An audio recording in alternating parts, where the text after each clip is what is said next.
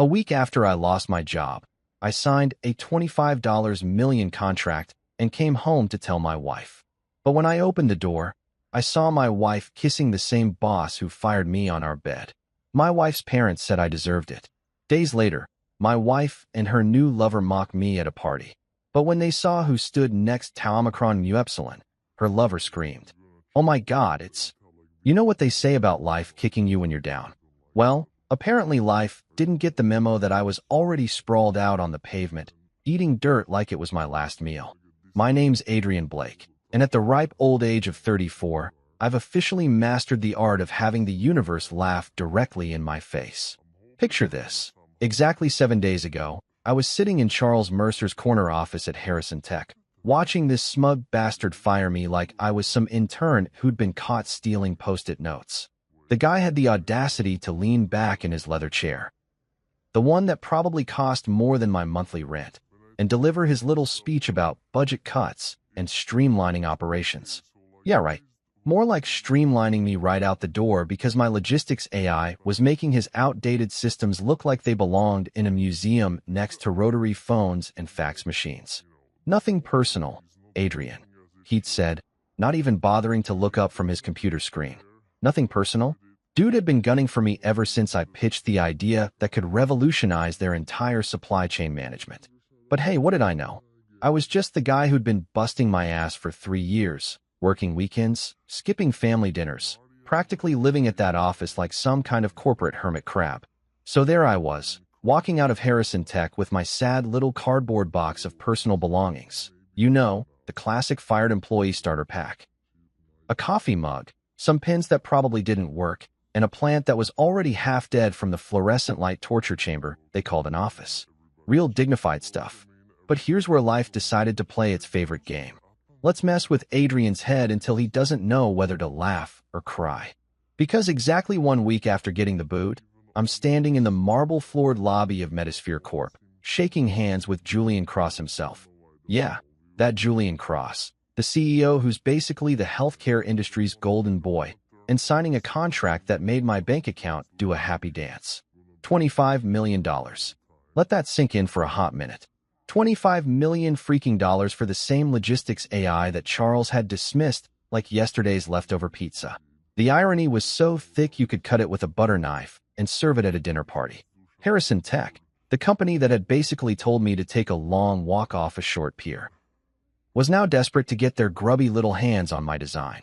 Not directly, of course, because that would require admitting they'd made a colossal mistake. Instead, they were trying to work through Metasphere, hoping to license my tech through a backdoor deal. Julian Cross, bless his capitalist heart, saw right through their bullshit. Adrian, he'd said, adjusting his $5,000 suit like it was no big deal, what you've created isn't just innovative, it's revolutionary. We don't need Harrison Tech's permission to change the world. And just like that, I went from unemployed loser to multimillionaire overnight. The American dream, baby. Except nobody mentions that sometimes it feels more like a fever dream where you're not sure if you're winning or losing your mind. Walking home from that meeting, I had the contract tucked safely in my messenger bag like it was nuclear launch codes. My head was spinning with all the ways I was going to tell Melissa the news. My wife. God, even thinking about her made my chest tight with anticipation, was going to flip her lid in the best possible way. I could already picture her face lighting up, maybe doing that little squeal thing she used to do when we first started dating. Hell, maybe we'd finally be able to afford that house in Cherry Creek she'd been eyeing. The one with the fancy kitchen and the walk-in closets bigger than most people's bedrooms. I was rehearsing my big reveal speech, you know? Practicing how I'd casually drop the news like it was no big deal. Oh, by the way, honey, remember how I got fired last week? Well, funny story. I was even thinking about stopping to grab some champagne. Maybe those expensive strawberries she likes, really make it a celebration to remember. But life, that magnificent bastard, had other plans. I pushed open our bedroom door, ready to share the best news of our marriage, and instead got a front row seat to the worst betrayal of my life. There was my wife. My supposedly loving, devoted wife, lip-locked with Charles freaking Mercer. On our bed. The bed I'd been sleeping in for 3 years. The one with the stupid expensive sheets she'd insisted we needed from that boutique downtown. They froze like deer in headlights, but not in the way you'd expect. There was no scrambling, no panicked explanations, no desperate attempts to cover up. They just stopped, like they'd been caught doing something mildly inconvenient, not destroying my entire world. The contract folder slipped from my hands, paper scattering across our hardwood floor like confetti at the world's worst party. Legal documents worth $25 million mixed with the dust bunnies under our dresser, and all I could do was stand there like an idiot, trying to process what I was seeing. Melissa's eyes met mine, and here's the kicker. She didn't look guilty. She didn't look ashamed or sorry or even remotely embarrassed. She looked annoyed. Like I'd interrupted her favorite TV show or walked in on her during an important phone call. Her perfectly styled blonde hair wasn't even messed up, which somehow made the whole thing even more insulting. Charles, that smug piece of garbage, actually had the balls to smirk at me. This guy, the same guy who'd fired me a week ago, who'd sat behind his big important desk and basically told me I was worthless, was now sprawled across my bed like he owned the place. "You should have seen this coming," he said, his voice dripping with that same condescending tone he'd used when he'd canned me. Like this was all part of some master plan I'd been too stupid to figure out. And you know what the really twisted part was? Standing there in my own bedroom, watching my wife and my former boss destroy my life in stereo, all I could think about was that contract on the floor. $25 million worth of vindication, scattered like broken dreams across the carpet. The universe's timing was either perfect or perfectly cruel. I couldn't decide which. You ever have one of those days where you wake up thinking things can't possibly get worse, and then life says, "Hold my beer and watch this"? Yeah, well, welcome to my Tuesday morning, courtesy of the Green Family Circus. The call came at exactly 8:47 a.m. I know because I was staring at my phone like it might magically transport me to a different dimension where my wife wasn't banging my ex-boss. Harold Green's voice boomed through the speaker with all the warmth of a tax audit. "Adrian, you need to come to the house. Now, we need to discuss this situation. Situation. That's what we were calling it now. Not adultery, not betrayal, not the complete implosion of my marriage, just a situation, like a minor plumbing issue or a parking ticket." The Green family had always been masters at repackaging reality into something more palatable for their delicate sensibilities. So there I was, driving my beat-up Honda Civic through the gates of their estate in Cherry Hills Village, feeling like I was entering enemy territory. And let me tell you, the Green Mansion was the kind of place that screamed, "We have more money than God, and we want everyone to know it." 8 bedrooms, 12 bathrooms, and enough marble to make a Roman emperor jealous. The driveway alone was longer than most people's entire street, lined with perfectly manicured hedges that probably cost more to maintain than my annual salary at Harrison Tech. I parked between Harold's Bentley and Patricia's Mercedes, my Honda looking like a rusty paperclip next to a couple of Rolex watches. Real subtle message there, folks. Might as well have put up a neon sign that said, "You don't belong here, peasant." The front door was one of those massive oak monstrosities that required both hands and a personal trainer to open properly. Before I could even knock, it swung open to reveal Maria, their housekeeper, who gave me a look that was equal parts pity and "you poor bastard." She'd always been nice to me, probably because she recognized a fellow member of the People Who Work for a Living Club. "They're in the library," she whispered, like she was directing me to a funeral. Which, let's be honest, might not have been far off. The library, of course, because nothing says, "We're about to destroy your life," like doing it surrounded by leather-bound books that nobody's actually read. Harold Green collected first editions the way some people collect baseball cards, except his hobby came with a lot more pretension and a lot less fun. I found them exactly where you'd expect. Harold nursing a tumbler of bourbon at 10 in the morning like some kind of Southern gentleman cosplayer, and Patricia clicking her pearl necklace like worry beads. She was wearing one of those outfits that screamed, "I shop at stores that don't have price tags," all cream-colored fabrics and shoes that probably cost more than most people's rent. "Adrian," Harold said without getting up, gesturing to a chair across from them like I was applying for a job. "Sit. Not please sit, or have a seat. Just sit." Like I was a dog who'd learned a new trick. "Real classy, Harold. Your country club etiquette lessons really paid off." I stayed standing, mostly because I knew it would annoy them, but also because sitting felt too much like surrendering. Let me guess, I said, crossing my arms. You called me here to explain why your daughter is screwing my boss in my bed. This should be good. Patricia's face twisted like she'd just bitten into a lemon wrapped in disappointment. How dare you speak about Melissa that way? She's our daughter, and she deserves better than what you've given her. Better than what I've given her. I laughed, and it came out sharper than I intended. You mean like love, respect, and 3 years of my life? Or are we talking about the $25 million contract I just signed? Because I'm pretty sure that counts as giving her something. Harold's bourbon glass paused halfway to his lips. What contract? Oh, that was rich. They didn't even know about Metasphere yet. Melissa hadn't bothered to mention that little detail during her family briefing. Probably too busy planning her next romantic rendezvous with Charles to fill in the parentals on my sudden career resurrection. The one that makes me worth more than Charles Mercer's entire annual salary, I said, watching their faces like I was studying a master class in shock and confusion. Funny how timing works, isn't it? But Patricia, bless her cold, calculating heart, recovered faster than a politician during a scandal. She waved her manicured hand like she was swatting away an annoying fly. Money doesn't make you a man, Adrian. You were never good enough for Melissa. Charles is a real man, a provider. He has breeding, class, a future. Breeding. She actually said breeding, like we were talking about racehorses instead of human beings.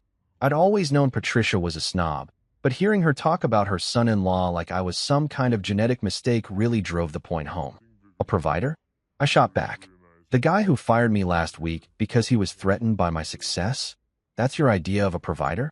A man who steals other people's wives because he can't get his own life together? Harold slammed his glass down hard enough to make the bourbon slosh. You watch your tone, boy. You're in our house. Boy, I was 34 years old, had just signed a multi-million-dollar contract, and this fossil was calling me boy. The disrespect was so thick you could spread it on toast and serve it at their next charity luncheon.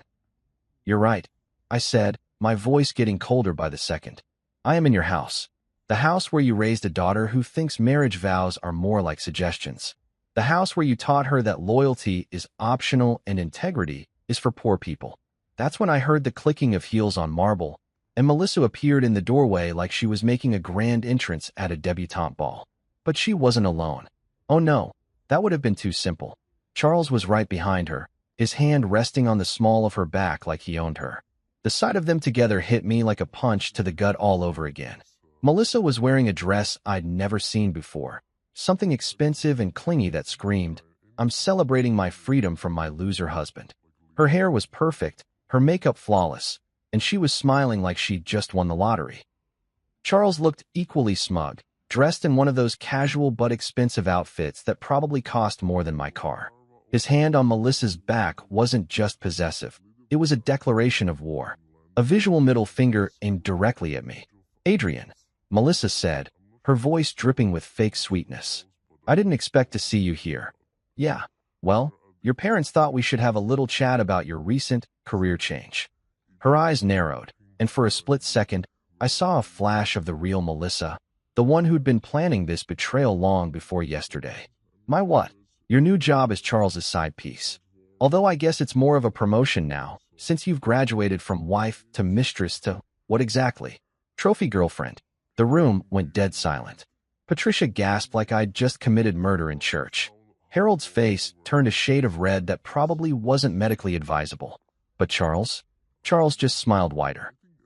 Congratulations, Adrian, he said, his voice smooth as snake oil.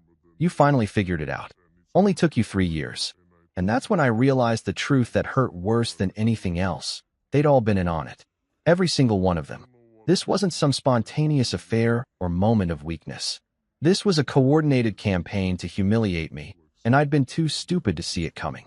I looked around that library, at all those expensive books and antique furniture and family portraits of people who'd never worked a day in their lives, and I made myself a promise. I wasn't going to let them win. Not today, not ever. You know what? I said, heading for the door. You all deserve each other. That night, I packed a bag and left for a shabby rental on the edge of Denver. The place had peeling wallpaper and a kitchen that belonged in a horror movie, but it was mine. And as I stared at those cracked walls, I swore to myself, I would not let them win. You know what's funny about rock bottom? It's got great acoustics. Every single sound echoes back at you with crystal clear precision, including the voice in your head screaming, "What the hell are you going to do now? Genius." I'd been wallowing in my crappy rental apartment for exactly 48 hours, surviving on a steady diet of takeout Chinese food and self-pity, when my phone buzzed. The caller ID made me do a double take, Sophia Daniels. Now, there was a name I hadn't seen in a while, and honestly, probably the only person on planet Earth I actually wanted to talk to right now. Sophia and I went way back, college buddies who'd bonded over late-night coding sessions, and a mutual hatred of pretentious computer science professors who thought they were God's gift to Silicon Valley. She was one of those rare people who could debug code and demolish your ego with equal efficiency, all while making you laugh until your sides hurt. If there was anyone who could handle the absolute dumpster fire my life had become, it was Sophia. "Adrian Blake," she said the moment I picked up, "you sound like hot garbage warmed over. Please tell me you're not sitting in your underwear eating cereal for dinner." "Close," I admitted, looking down at my pajama pants and the container of lo mein that had become my best friend. "It's Chinese food, and I'm wearing pants." "Barely. Jesus Christ, you really are a mess." I could practically hear her rolling her eyes through the phone. "Get dressed. I'm coming over, and we're going to figure this shit out like adults." "Sophia, I don't really feel like." Did I stutter? I said get dressed. "And for the love of all that's holy, please tell me you've showered in the last 24 hours. The truth was, I hadn't. But Sophia had this way of making you want to be better, even when you felt like absolute garbage. By the time she knocked on my door an hour later, I'd managed to locate a clean shirt and run a comb through my hair, which was basically the equivalent of climbing Mount Everest in my current state. She walked in carrying 2 cups of coffee from that fancy place downtown and took one look around my temporary disaster zone. "Well," she said, stepping over a pile of dirty laundry, "I've seen worse. Remember junior year when Tommy Morrison had that nervous breakdown during finals? His place looked like a bomb went off in a pizza factory. Thanks for the pep talk," I muttered, accepting the coffee like it was liquid salvation. Sophia plopped down on my second-hand couch, which groaned in protest, and fixed me with that look she used to give our professors when they said something particularly stupid. "Okay, spill it. And I want the whole story, not the sanitized version you probably told your mom." So I told her everything. The firing, the contract, walking in on Melissa and Charles, the humiliation parade at the Green family mansion, all of it.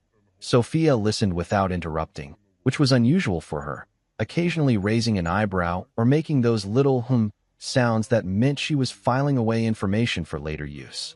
When I finished, she leaned back and crossed her arms, a gesture I remembered from college that usually preceded her saying something that would either change your life or destroy your self-esteem. Sometimes both. "You know what your problem is, Adrian," she said, taking a sip of her coffee like she was about to deliver the wisdom of the ages. "You're acting like a victim when you should be acting like a predator." "What the hell is that supposed to mean?" "It means they've underestimated you, and that's their first mistake." Her eyes lit up with that dangerous gleam I remembered from when she'd figured out how to hack the campus vending machines. "These people, Melissa, Charles, her stuck-up parents, they all think you're some pathetic loser who's going to crawl into a hole and disappear. They have no idea what you're actually capable of." "Capable of what?" "My wife is screwing my ex-boss, her parents think I'm pawn scum, and I'm living in a place that makes a college dorm look luxurious. What exactly am I supposed to be capable of?" Sophia set down her coffee and leaned forward, her voice getting that intensity it used to have when she was explaining a particularly elegant piece of code. "You just signed a $25 million contract. Idiot, you brilliant. You've got resources now. You've got leverage. And most importantly, you've got me." "You? Damn right, me. Do you have any idea what I've been doing since graduation? I've been building a consulting firm that specializes in corporate espionage, the legal kind, mostly. I know how to dig up dirt, follow money trails, and find the skeletons that rich people think they've buried deep enough to stay hidden." I stared at her, wondering if the stress had finally made me hallucinate. "You're a corporate spy?" "I prefer a forensic business analyst, but yeah, basically." She grinned like a shark who'd just spotted a wounded seal. "And trust me when I say that Charles Mercer and his merry band of backstabbers have left more breadcrumbs than Hansel and Gretel." "What kind of breadcrumbs?" The kind that lead to fraud charges, if we're lucky. But first, we need to get you some real legal representation. Someone who knows how to play hardball with these country club assholes. That's when she pulled out her phone and started scrolling through her contacts. I know just the guy. Victor Hale, coldest son of a bitch in Denver's legal scene. He's the kind of lawyer who eats rich people's bullshit for breakfast and asks for seconds. Sophia, I can't afford some hotshot attorney. I've got the contract money, but it's not like I can just. Relax, drama queen. Victor's not expensive. He's an investment. And trust me, after he's done with Charles and company, they'll be paying for his services whether they want to or not. She was already dialing, and I watched in fascination as she shifted into what I could only describe as professional badass mode. Her posture straightened, her voice became crisp and authoritative, and suddenly she sounded like someone who could negotiate peace treaties or hostile takeovers with equal efficiency. Victor? It's Sophia Daniels. I've got a situation that's right up your alley. Corporate fraud, adultery, conspiracy, and a bunch of rich idiots who think they're untouchable. Yeah, it's going to be fun. She scheduled a meeting for the next day and hung up with a satisfied smile. There. Phase 1 complete. Phase 1 of what exactly? Phase 1 of making sure Charles Mercer and your cheating wife regret the day they decided to screw with Adrian Blake. She stood up and stretched, looking around my pathetic apartment one more time. You know what? This place is actually perfect. Perfect for what? Filming a documentary about rock bottom. Perfect for flying under the radar while we build your case. They think you're broken and defeated, hiding in some dump on the wrong side of town. Meanwhile, you're going to be assembling a legal strike team that'll hit them like a freight train. I felt something I hadn't experienced in days. Hope. Not the delusional, everything will work out fine kind of hope, but the cold, calculated kind that comes with having a plan. A plan that involved making the people who'd betrayed me pay for every single minute of humiliation they'd put me through. Sophia, I said, and for the first time since walking in on Melissa and Charles, I actually smiled. I think I'm starting to like this plan. Good, she said, heading for the door. Because tomorrow, we start playing for keeps. And Adrian, these people have no idea what they've unleashed. As I watched her leave, I realized that maybe rock bottom wasn't the end of my story. Maybe it was just the foundation I needed to build something bigger, stronger, and infinitely more dangerous than anything Charles Mercer or the Green family could imagine. You ever get one of those invitations that's clearly designed to be a public execution disguised as a social gathering? Yeah, well, that's exactly what landed in my mailbox 3 days after my strategy session with Sophia. Cream-colored cardstock, gold-embossed lettering, the whole 9 yards of "We have more money than taste" presentation. You are cordially invited to celebrate the engagement of Melissa Green-Blake and Charles Mercer.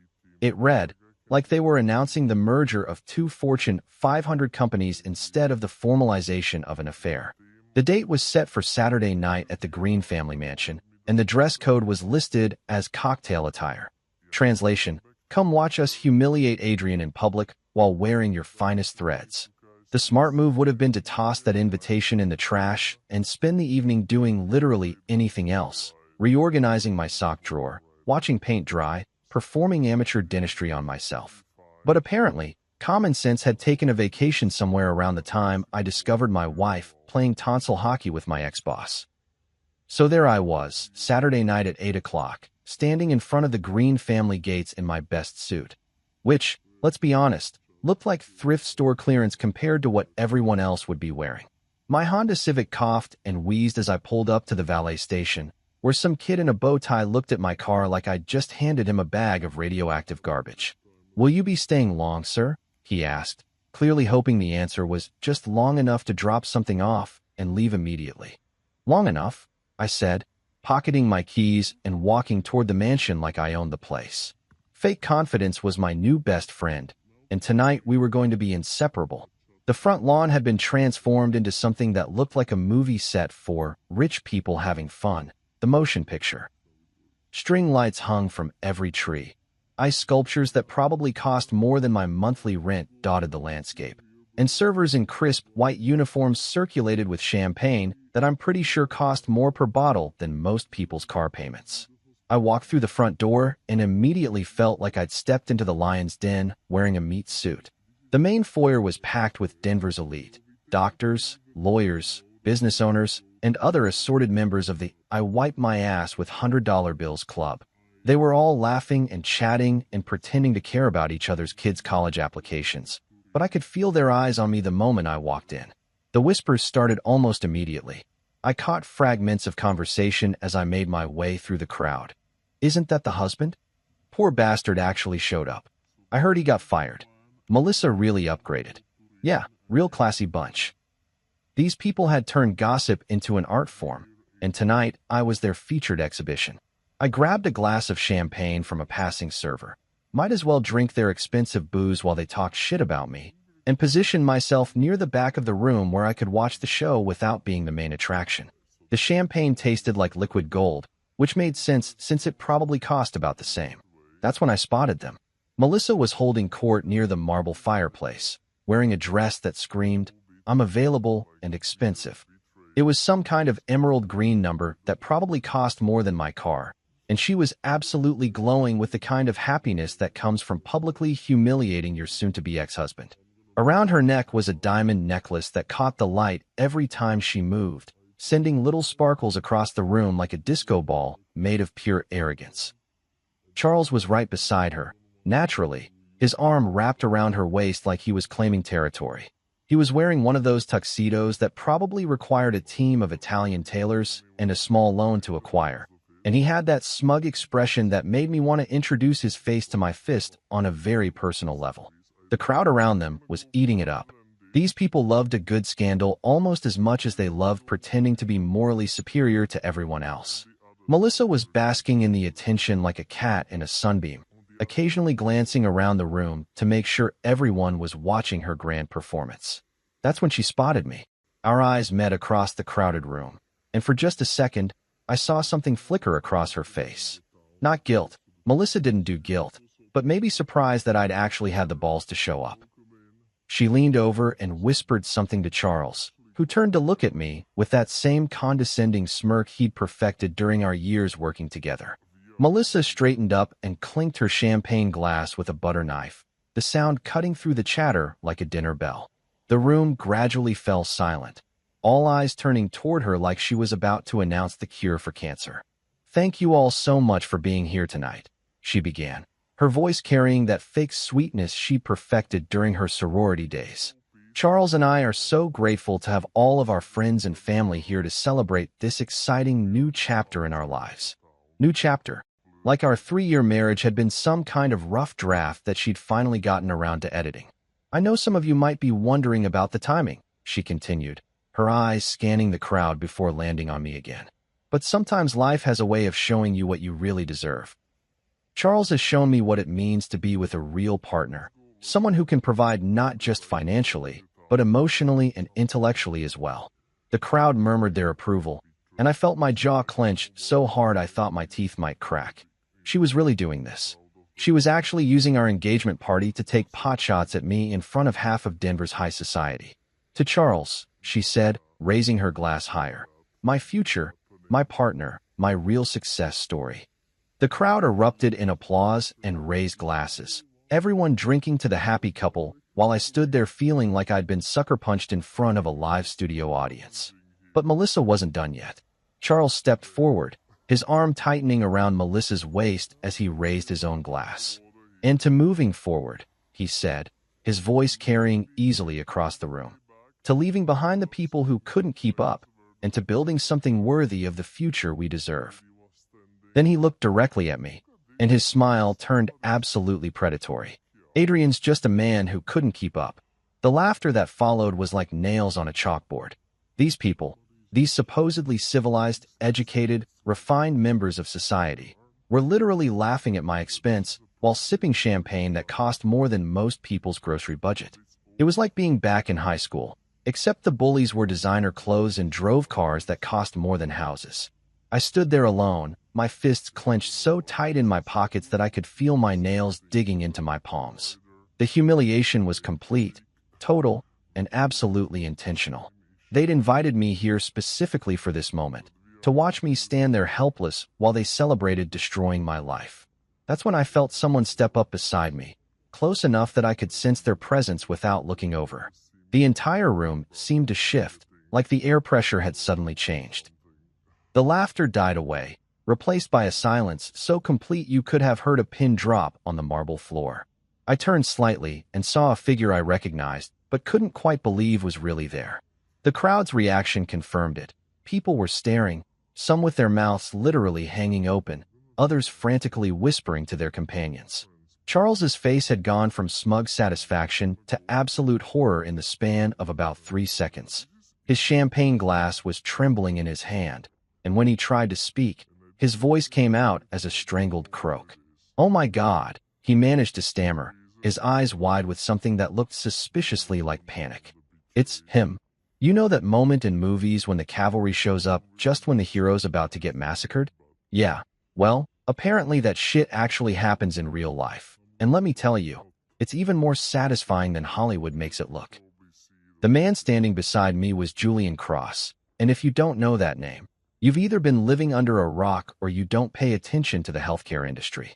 This guy was basically the Steve Jobs of medical technology, except instead of making overpriced phones, he built an empire that revolutionized how hospitals manage everything from patient care to supply chains.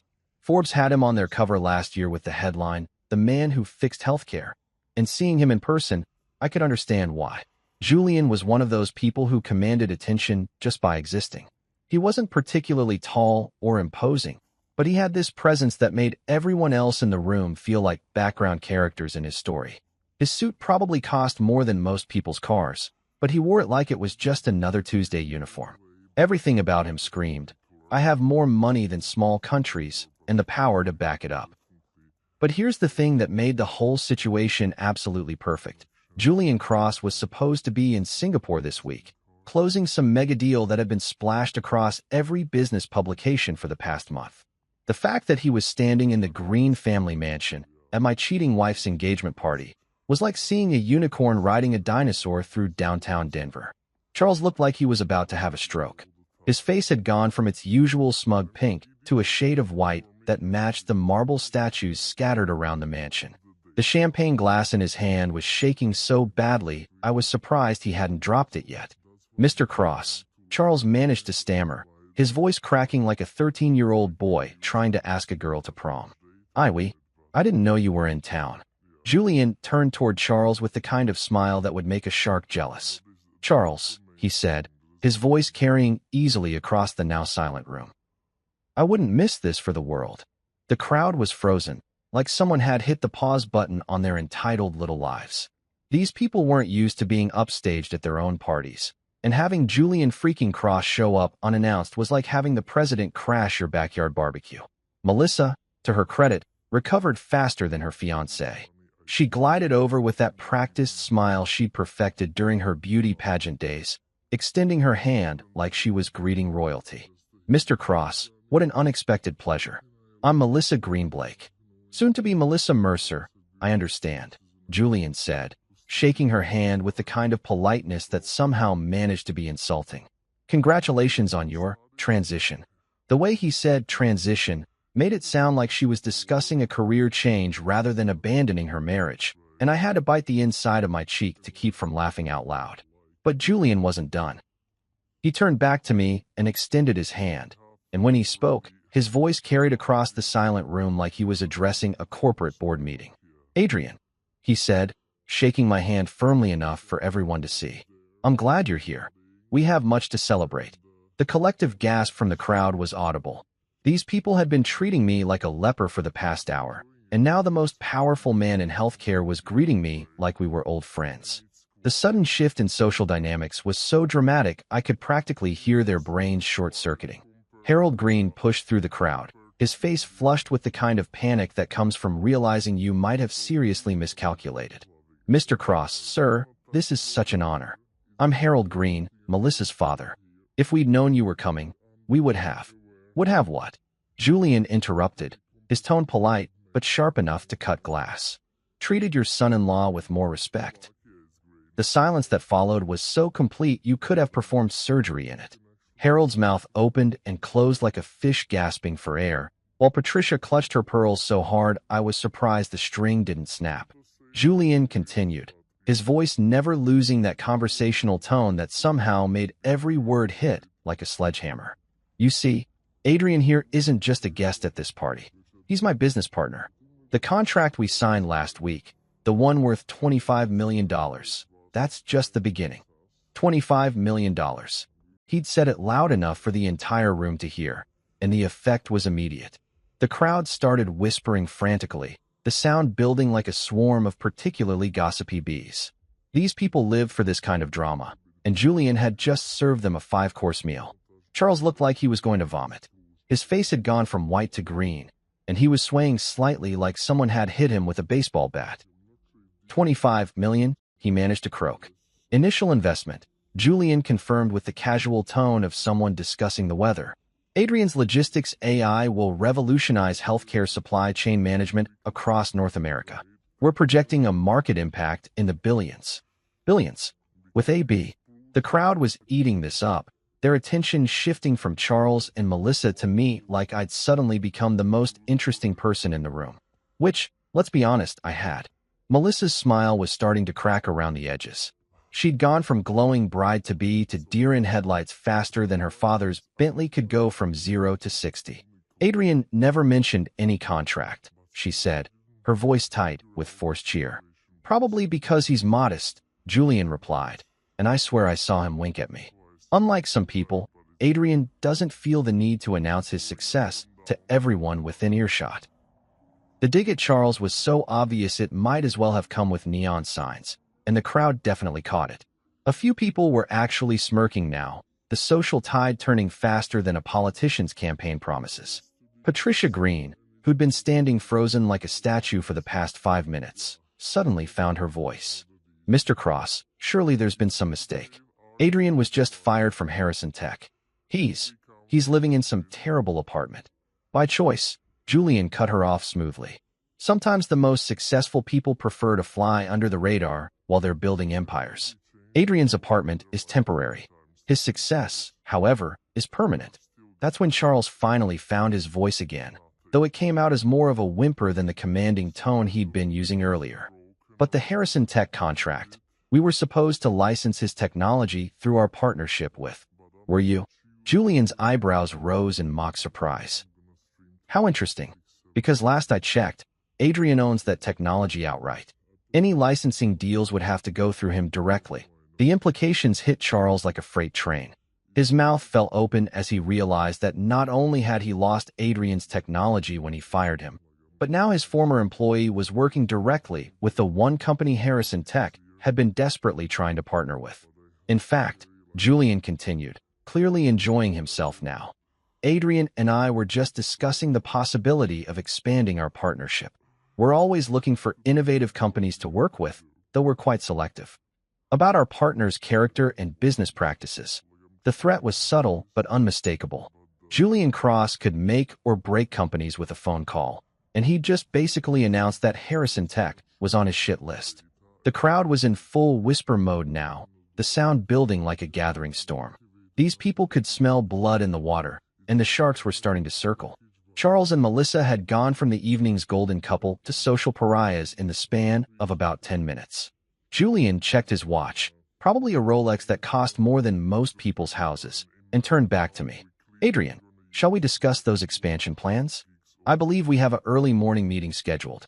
Of course, I said, finding my voice for the first time since he'd arrived. Lead the way. As we walked toward the exit, Julian's voice carried back to the stunned crowd one final time. Enjoy the rest of your evening, everyone. I'm sure it will be memorable. The last thing I saw before we left was Charles standing frozen in the middle of the room, still holding his champagne glass, looking like a man who'd just watched his entire world collapse in real time. You know what they say about revenge being a dish best served cold? Well, apparently nobody told Sophia Daniels that, because the woman was serving it up piping hot with a side of, let's destroy these bastards completely.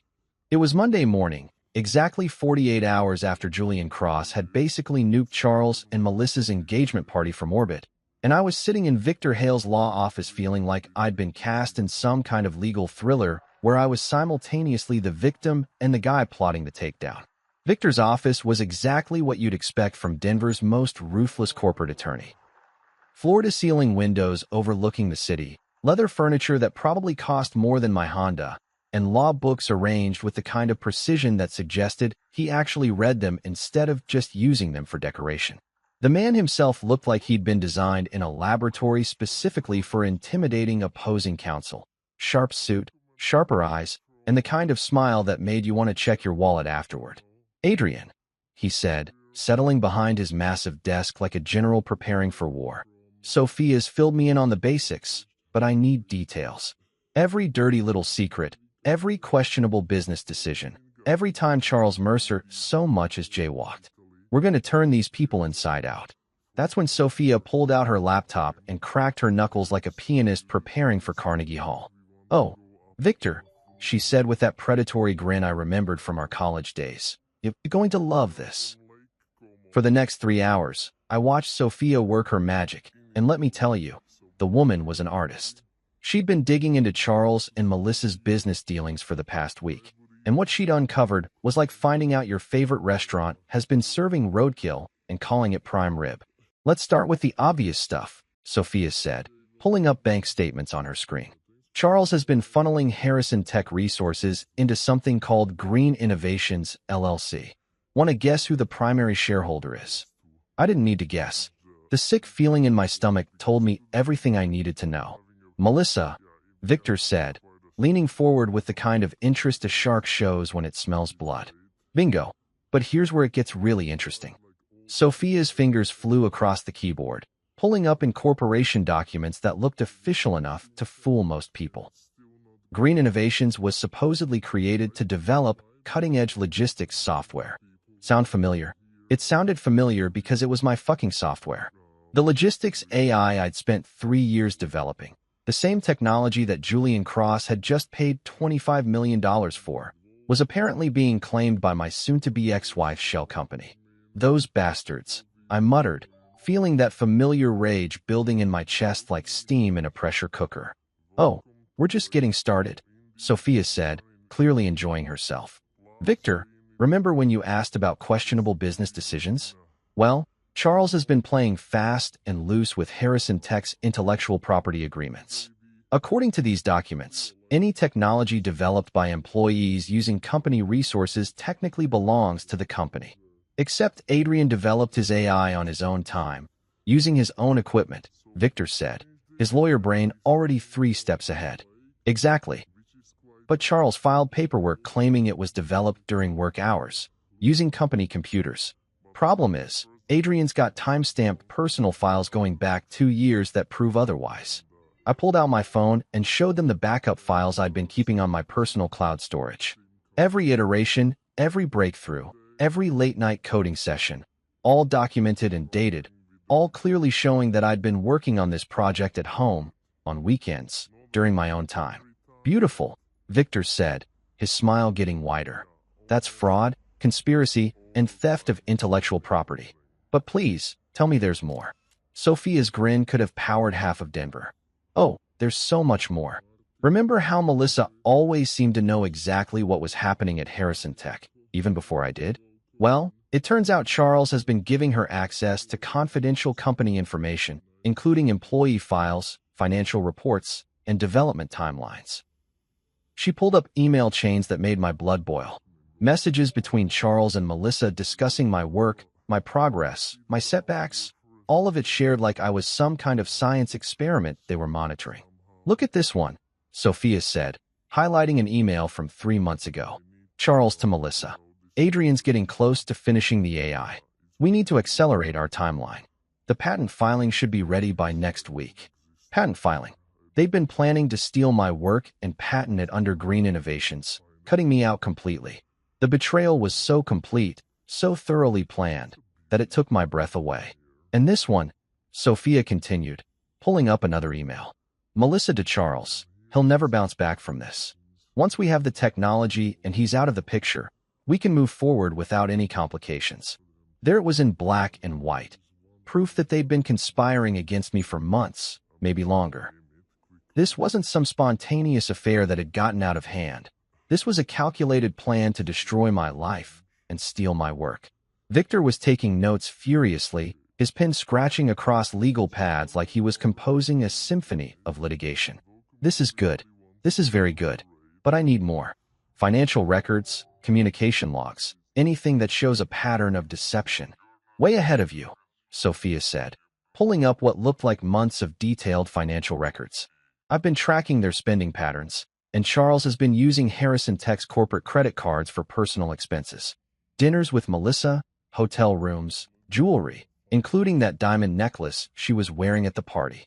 Company theft, Victor noted, adding it to his growing list. But wait, there's more, Sophia said, doing her best infomercial impression.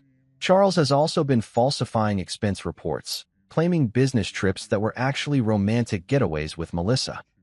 The Napa Valley conference that never existed, the Austin Tech Summit that was really a spa weekend, all of it paid for by Harrison Tech shareholders. I was starting to feel dizzy from the sheer scope of their deception. How long has this been going on? Based on these records? At least 18 months. Probably longer. Sophia's expression softened slightly. Adrian, I'm sorry.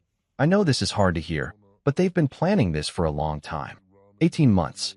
While I've been working myself into the ground, staying late at the office, missing dinners and weekends because I thought I was building something for our future, they'd been systematically planning my downfall. There's something else, Sophia said quietly. I found the original timeline for when they planned to fire you. It was supposed to happen right after the Metasphere meeting, after they'd secured the licensing deal using your technology. What changed? Victor asked. Adrian beat them to it. When he signed directly with Julian Cross, it screwed up their entire plan. That's why Charles seemed so rattled at the party. He wasn't just losing Adrian's technology, he was losing months of careful planning. Victor leaned back in his chair, steepling his fingers like a movie villain who'd just figured out the perfect scheme. Gentlemen and lady, what we have here isn't just adultery and corporate theft. This is a full-scale conspiracy involving fraud, embezzlement, and intellectual property theft. We're not just going to win this case, we're going to obliterate them. What's our next move?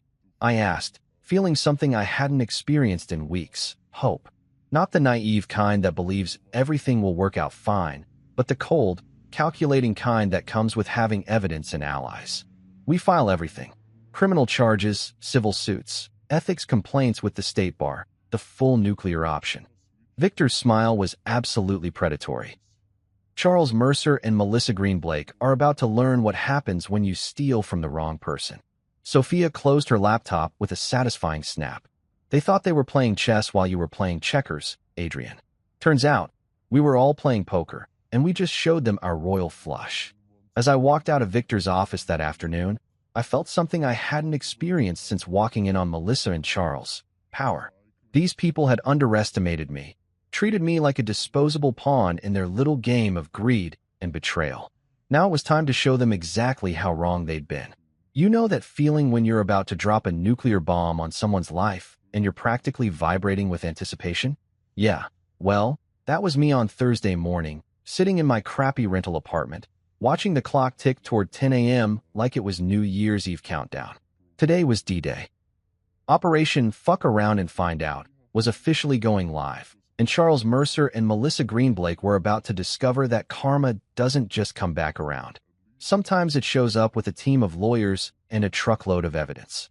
Victor had spent the past week crafting what he called a legal masterpiece, filing papers with the Denver District Court that read like a greatest hits collection of corporate fuckery. Fraud, breach of fiduciary duty, conspiracy, embezzlement, theft of intellectual property, and about 12 other charges that would make a mob lawyer proud. The man had basically written Charles and Melissa's professional obituaries in legal terminology. But here's the beautiful part. They had no idea it was coming. Victor had timed everything perfectly, making sure the papers would be served at maximum humiliation potential. And trust me, when you're dealing with people whose entire existence revolves around maintaining their public image, timing is everything. My phone buzzed at exactly 10:15 a.m. Text message from Sophia. The Eagle has landed. Repeat, the Eagle has landed. Our process server, a guy named Tony who looked like he could bench press a small car, had just delivered the lawsuit papers to Charles and Melissa at the Ritz-Carlton downtown. where they were having what the society pages had called an intimate engagement brunch with close friends and family. Intimate. Right. Because nothing says intimate like inviting 24 of Denver's biggest gossips to watch you celebrate destroying someone's marriage. Sophia had done her homework, as usual. She'd found out about the brunch from Melissa's Instagram story, because of course Melissa was documenting every second of her fairy tale romance for social media validation. The woman had posted pictures of the fancy table settings, the mimosas that probably cost more than most people's grocery bills, and a selfie with Charles that was captioned, "Living my best life with my best man." Yeah, well, your best life was about to get a reality check served with a side of federal charges. My phone rang 20 minutes later. Victor's voice was practically purring with satisfaction. "Adrian, I have to say, 30 years of practicing law, and I've never heard screaming quite like that." Screaming? Oh yes. Apparently Patricia Green's reaction to seeing the lawsuit papers was audible. From the lobby, 3 floors down. I couldn't help but laugh. Patricia Green, the woman who treated volume control like a personal weakness, had finally found something worth shrieking about that wasn't the hired help using the wrong crystal glasses. What about Charles and Melissa? According to Tony, Charles went white as a sheet and started hyperventilating. Melissa threw her mimosa at the process server, missed him completely, and hit Harold instead. The mental image of Harold Green dripping with expensive champagne and orange juice while his daughter had a public meltdown was so satisfying I almost felt guilty about enjoying it. Almost. The best part, Victor continued, is that about half of Denver's social elite witnessed the whole thing. Tony said the place went dead silent, then erupted in whispers. I'm betting the story's already making the rounds at every country club in the city. That was the thing about rich people. They loved drama almost as much as they loved money, especially when it involved watching someone else's carefully constructed life implode in spectacular fashion. By dinner time, every socialite in Denver would know that Charles Mercer and Melissa Greenblake were facing serious federal charges. How long before they call? I asked. Oh, Charles has already tried. 3 times. My secretary told him I was in court all day. Victor's laugh was pure evil genius. Let them sweat. Desperation makes people stupid, and stupid people make mistakes. The next call came from Sophia an hour later. Adrian, you need to see this. Melissa's having a complete meltdown on social media. I pulled up her Instagram account, and holy shit, it was like watching a train derail in real time. The woman who usually posted carefully curated images of her perfect life was now firing off story after story of barely coherent rage. "This is harassment," one story read, posted over a picture of what looked like legal documents scattered across a restaurant table. "My lawyers will destroy whoever is behind this." Another story showed her crying in what appeared to be the back of an Uber, mascara streaming down her face like black tears. Some people can't handle success and will do anything to tear you down. But my personal favorite was the one where she was clearly drunk, filmed from an unflattering angle in what looked like the Green family wine cellar, slurring into her phone. Adrian Blake is a pathetic loser who can't accept that I upgraded. Charles is twice the man he'll ever be. She's spiraling, Sophia said when I called her back. This is beautiful. She's basically creating evidence for us in real time. What do you mean? Defamation, Adrian. Every one of these posts is another charge we can add to the pile. And the drunk one? That's going to play real well in front of a jury. The afternoon brought even better news. Julian Cross called personally to let me know that Harrison Tech had reached out to Metasphere, trying to salvage some kind of partnership deal. They're in full panic mode, Julian said, his voice carrying that amused tone of someone watching idiots dig their own graves. Charles called my office 4 times today, demanding to speak with me about damage control. My assistant told him I was unavailable indefinitely. What did they offer? Everything. Exclusive licensing rights, reduced rates, even offered to make Charles a consultant on the project. Julian laughed. The desperation was almost embarrassing to witness. What did you tell them? I told them that Metasphere Corp doesn't do business with companies under federal investigation. Seemed like sound business practice. That evening, Harold Green called me directly. The man who dismissed me as worthless pond scum just days earlier was now speaking in the kind of hushed, desperate tones usually reserved for hostage negotiations. Adrian, he said, his voice shaking slightly. I think there's been some kind of misunderstanding. Surely we can work this out like civilized people. Civilized people, I repeated, savoring the irony. You mean like how civilized you were when you told me I deserved what happened? Or when you said I wasn't good enough for your daughter? Now see here. No, Harold, you see here. Your daughter and her boyfriend committed multiple felonies.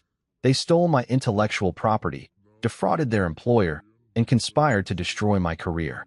The only misunderstanding here is that you thought I'd just roll over and take it. This will destroy Melissa's reputation. Melissa destroyed her own reputation when she decided to screw my boss in my bed. I'm just making sure everyone knows about it.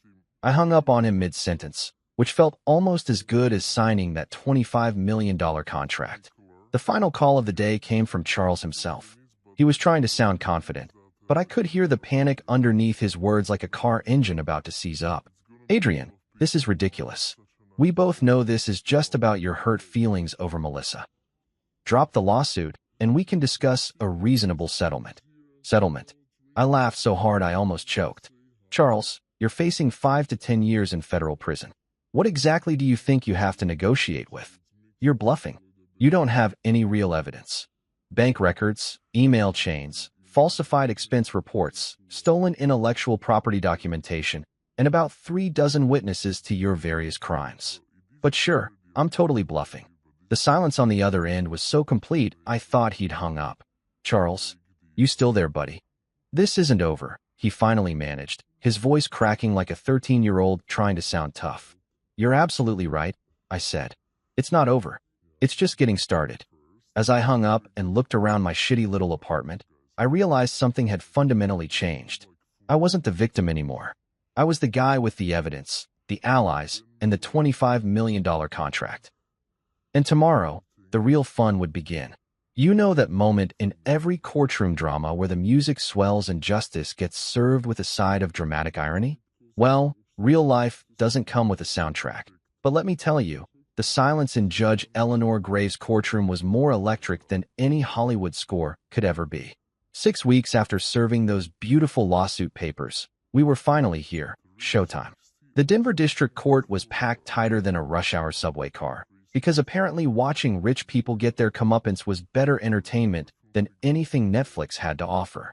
The press section looked like a media convention, and I counted at least 3 cameras I recognized from the local news stations. Judge Graves was exactly what you'd want in a federal judge. Sharp as a razor, zero tolerance for bullshit, and the kind of stare that could make a seasoned criminal confess to crimes they didn't even commit. She'd been on the bench for 20 years, and rumor had it she'd never met a white-collar criminal she couldn't see through like cheap plastic wrap. Charles and Melissa sat at the defendant's table looking like they'd dressed for their own funeral. Charles was wearing what was probably a $5,000 suit, but he looked like he hadn't slept in weeks. His usual smug confidence had been replaced by the kind of nervous energy you see in people who've just realized they're completely screwed. Melissa had gone for the innocent victim look, all white clothing and minimal makeup. But she kept shooting daggers at me like this was somehow my fault instead of the natural consequence of her being a lying, cheating, thieving piece of work. Their legal team looked expensive and desperate, which is never a good combination. 3 lawyers in matching suits, all trying to look confident while clearly knowing they'd drawn the legal equivalent of a busted flush. The lead attorney, some hotshot from a firm that charged more per hour than most people made in a month, kept shuffling through papers like he was looking for a miracle hidden in the paperwork. Victor, on the other hand, looked like a man who'd been waiting his entire career for this moment. He'd laid out our evidence with the precision of a Swiss watchmaker, every document organized, every witness prepared, every piece of the puzzle ready to fall into place. Sophia sat behind us in the gallery, her laptop open and ready to provide technical support if needed, grinning like a kid on Christmas morning. Your Honor, Victor began, standing with the kind of confidence that comes from having an airtight case. What we have before us today isn't just a simple case of corporate fraud. This is a calculated conspiracy that spans 18 months, involving theft of intellectual property, embezzlement of corporate funds, and a systematic campaign to destroy my client's career and reputation. He walked toward the jury box like he was giving a TED Talk, holding up the first piece of evidence, The original contract I'd signed with Julian Cross. Ladies and gentlemen, you're looking at a $25 million contract for technology that the defendants attempted to steal. Not borrow, not license, not purchase, steal. The jury was eating it up. 12 regular folks who worked real jobs for real money, watching rich people try to explain why they thought they could just take whatever they wanted.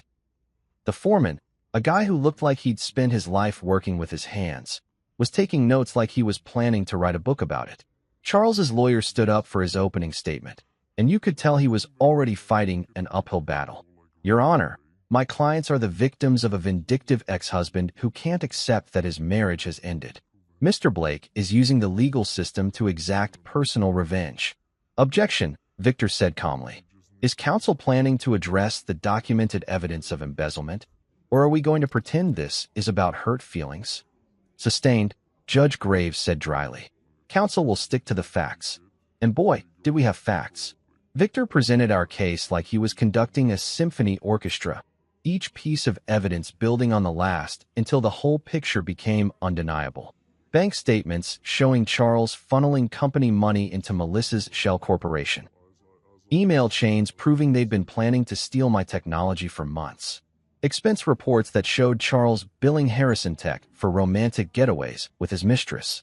The real fireworks started when Victor called Julian Cross to the stand. The man walked into that courtroom like he owned it, which, given his net worth, he probably could have. His testimony was devastating in its simplicity. Mr. Cross, Victor said, in your professional opinion, what is the value of Mr. Blake's logistics AI technology? Conservative estimate? $50 million over the next 5 years. But the real value is in the potential applications. This technology could revolutionize supply chain management across multiple industries. And did Harrison Tech or any of its representatives ever contact you about licensing this technology? Julian's smile was absolutely predatory. Multiple times. In fact, Mr. Mercer called my office 17 times in the 2 weeks following our contract signing with Mr. Blake. He seemed quite desperate. Charles actually flinched when Julian said that, and I saw one of the jurors write something down with particular emphasis. But the real show started when Melissa took the stand. She'd clearly been coached by her lawyers to appear remorseful and sympathetic, but Melissa had never been good at hiding her true nature for very long. Victor started with softball questions, letting her tell her side of the story. She painted herself as a woman trapped in a loveless marriage, seeking comfort with a man who understood her needs.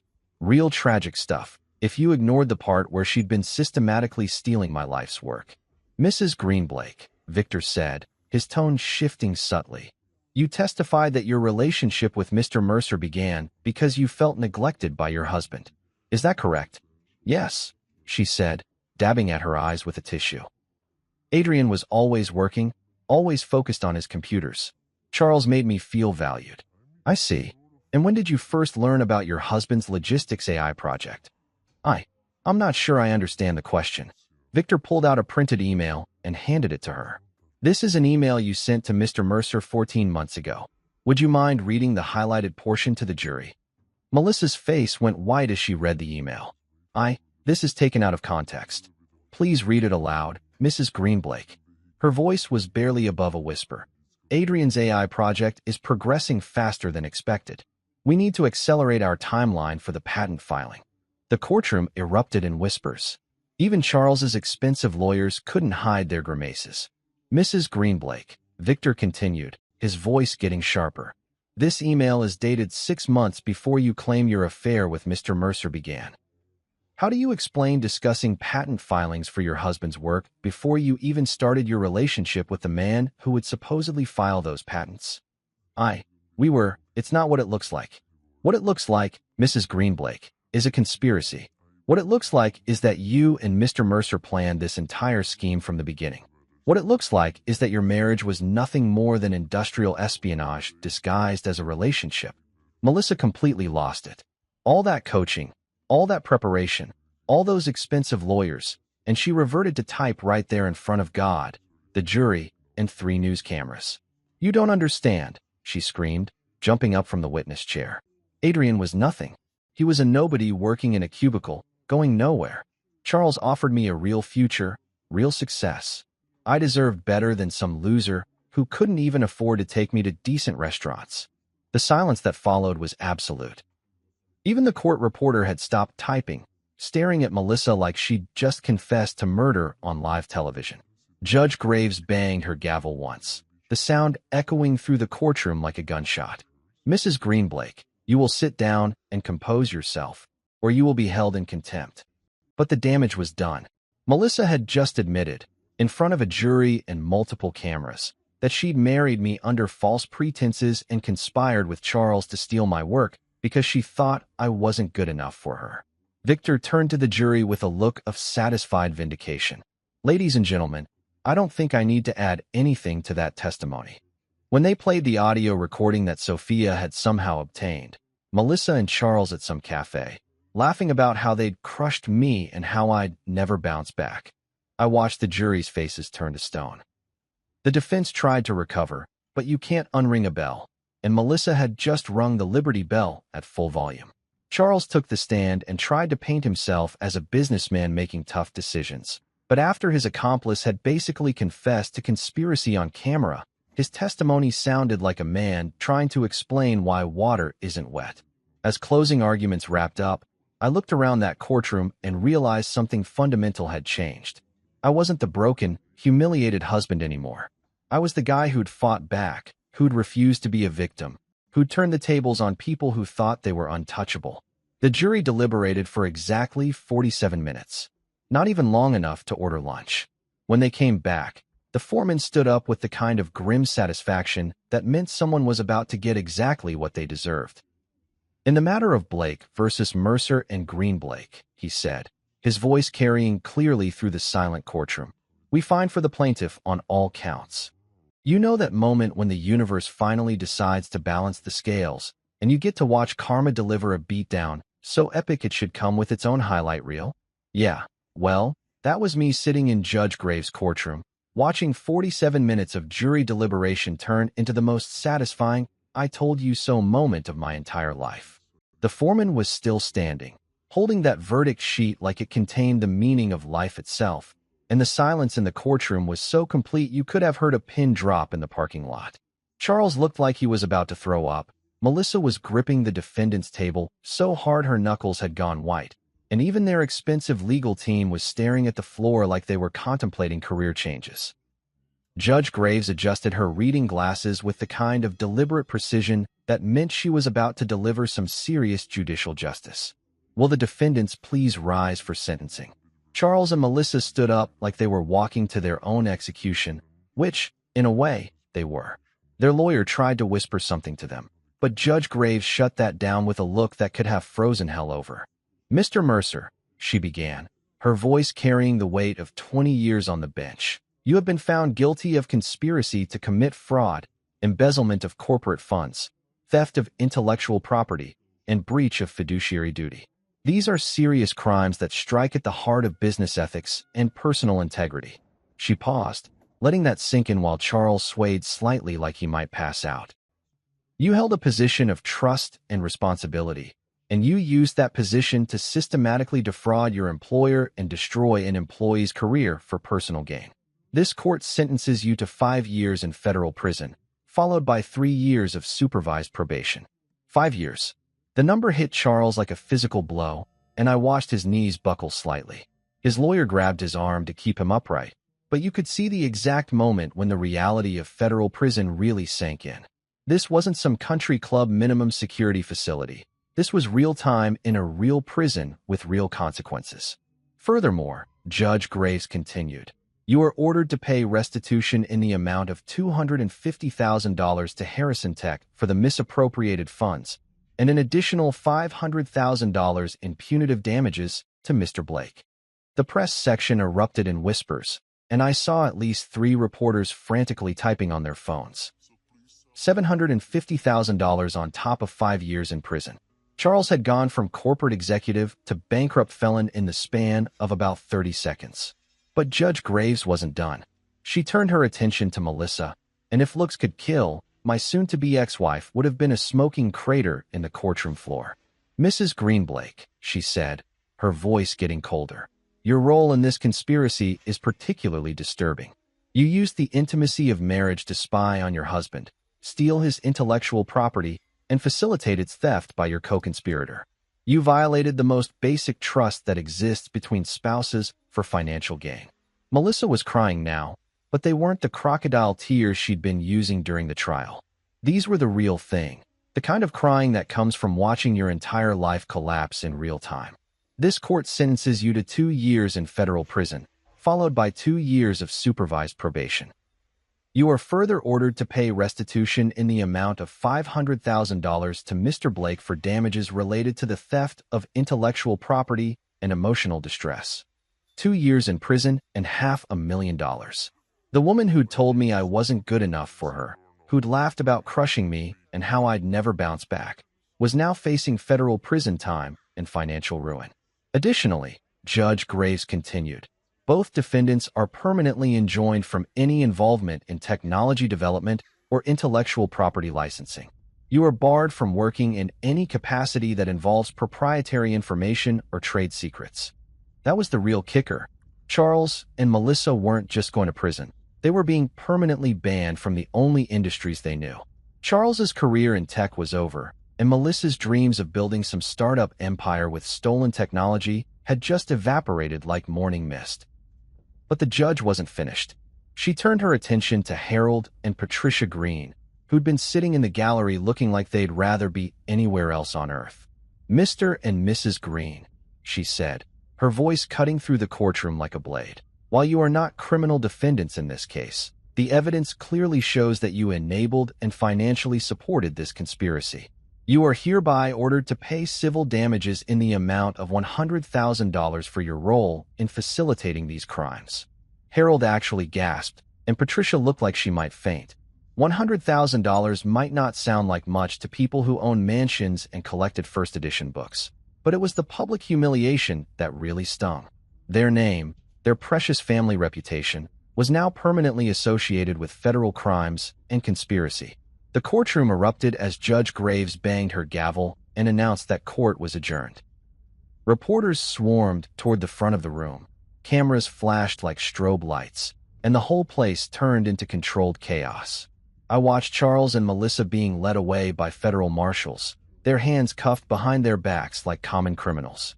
Charles kept looking back over his shoulder, his eyes wide with panic and disbelief. This was a man who'd probably never faced real consequences for anything in his entire privileged life, and now he was heading to federal prison. Melissa was sobbing so hard she could barely walk, leaning heavily on the marshal like her legs might give out.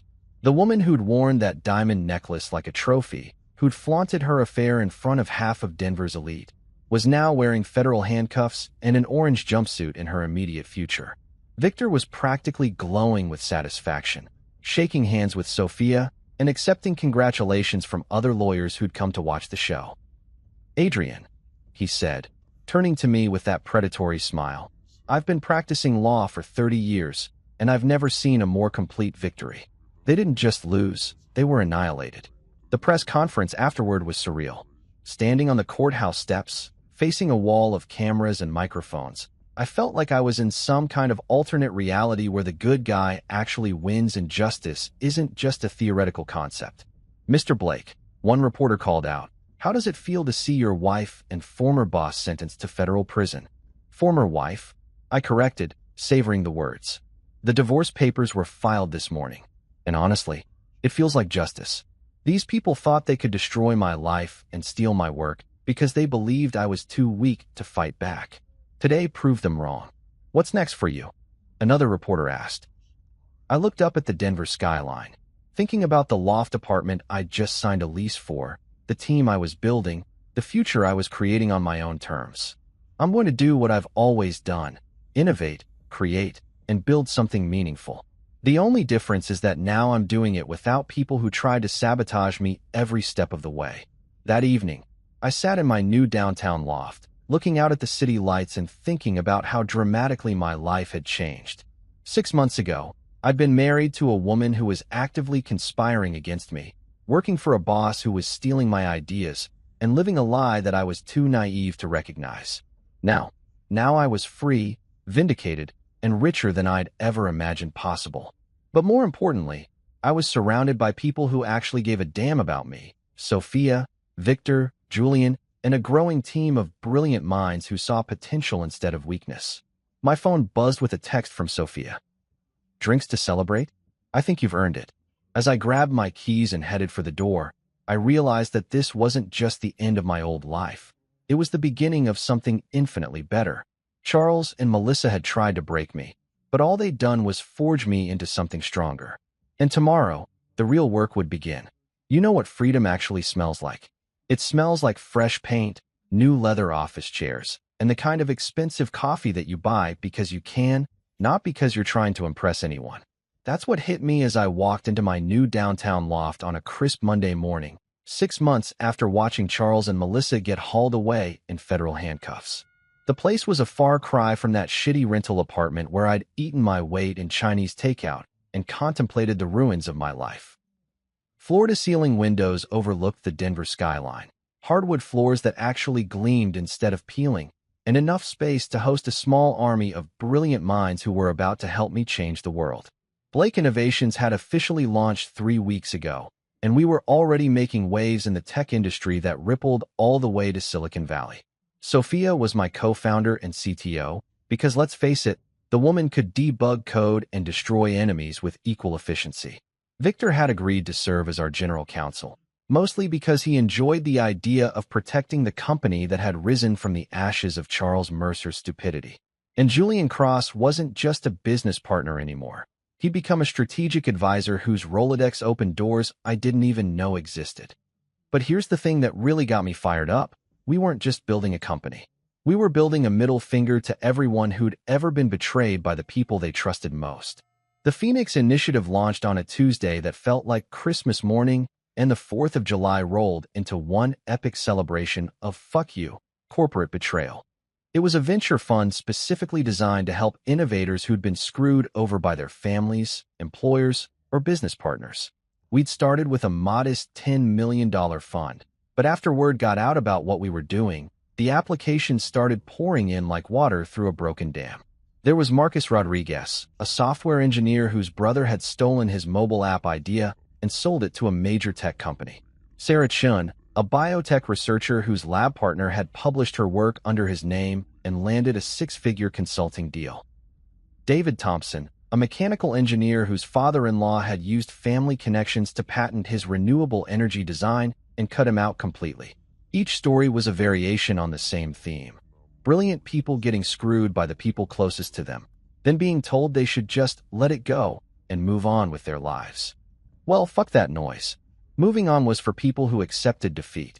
We were in the business of fighting back. The launch event was held at the Denver Art Museum because nothing says we've arrived like hosting your corporate debut in a building that looks like it was designed by aliens with excellent taste. The guest list read like a who's who of Colorado's tech and business elite, plus a healthy sprinkling of journalists who'd been following my story since the courtroom circus. I stood at the podium, looking out at an audience of 500 people who 6 months ago would have dismissed me as a pathetic cuckold living in denial. Now they were hanging on every word, taking notes, and probably calculating how much money they could make by associating with the guy who'd turned personal betrayal into a multi-million-dollar empire. Ladies and gentlemen, I began, my voice carrying easily through the museum's sound system. 6 months ago, I was fired from my job, betrayed by my wife, and told by her family that I wasn't good enough to breathe the same air as their precious daughter. A ripple of laughter went through the crowd. These people loved a good redemption story, especially when it involved rich assholes getting their comeuppance. Today, those same people are in federal prison, bankrupt, and permanently banned from the industries they tried to steal from me. But this isn't a story about revenge. It's a story about what happens when you refuse to accept other people's definitions of your worth. I clicked to the first slide, showing the Phoenix Initiative logo against a backdrop of rising flames. The Phoenix Initiative exists because betrayal isn't a character flaw in the victim. It's a business opportunity for the survivor. We're not here to help people get over being screwed. We're here to help them turn that betrayal into fuel for something bigger, better, and infinitely more successful than whatever they lost. The applause was immediate and sustained, But I wasn't done yet. Our first round of funding goes to 12 innovators who've been told to sit down, shut up, and accept that life isn't fair. Instead, they're going to stand up, speak out, and build empires that make their betrayers regret ever crossing them. The energy in the room was electric. I could see people already networking, making connections, plotting their own Phoenix moments. This wasn't just a business launch, it was a movement. After the formal presentation, I found myself surrounded by a crowd of entrepreneurs, investors, and journalists who wanted to know everything about our screening process, our success metrics, and our long-term vision. But the conversation that really mattered happened near the bar, where a young woman approached me with the kind of desperate hope I recognized from my own mirror 6 months ago. "Mr. Blake," she said, her voice shaking slightly, "my name is Jennifer Walsh.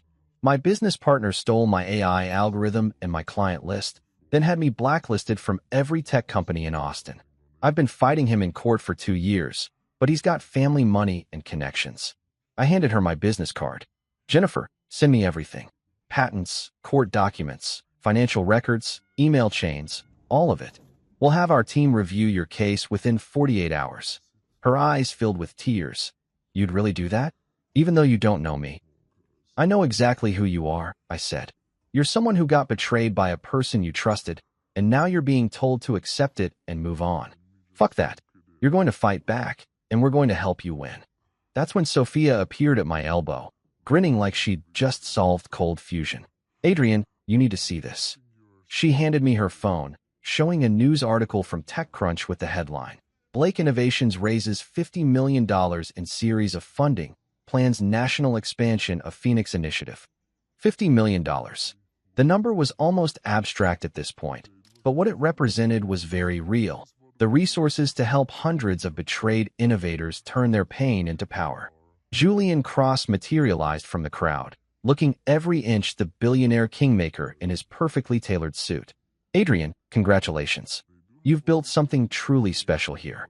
"We've built something special," I corrected. "None of this happens without the team." "True," he said, raising his champagne glass. "But it took someone with your particular combination of brilliance and righteous anger to make it happen. Most people who get betrayed stay bitter. You turned bitter into better." As the evening wound down and the last guests filtered out into the Denver night, I stood alone in the museum's main hall, surrounded by the detritus of a successful launch party. Empty champagne glasses, scattered business cards, and the lingering energy of people who'd just witnessed something important being born. My phone buzzed with a text from an unknown number. Saw the news coverage. "Congrats on your success. See, Charles." Even from federal prison, the bastard was still trying to worm his way back into my life. I deleted the message without responding. Some bridges weren't worth rebuilding. They were better left as charred ruins that reminded you why you burned them in the first place. I walked to the windows overlooking the city, looking out at the Denver skyline that had watched my entire transformation from betrayed husband to business mogul. Somewhere out there, Melissa was probably in her federal prison cell, wondering how the man she dismissed as a pathetic loser had ended up on magazine covers while she counted down the days until parole. But I wasn't thinking about her, or Charles, or any of the people who'd tried to break me. I was thinking about Jennifer Walsh and the dozen other innovators we were about to fund. I was thinking about the 100 more applications sitting in our inbox. I was thinking about a future where betrayal wasn't the end of someone's story. It was just the beginning of their revenge arc. As I headed for the exit, I passed a mirror in the museum lobby and caught a glimpse of myself. Same face, same basic features, but everything else had changed. The man looking back at me wasn't the naive husband who trusted blindly and loved unconditionally.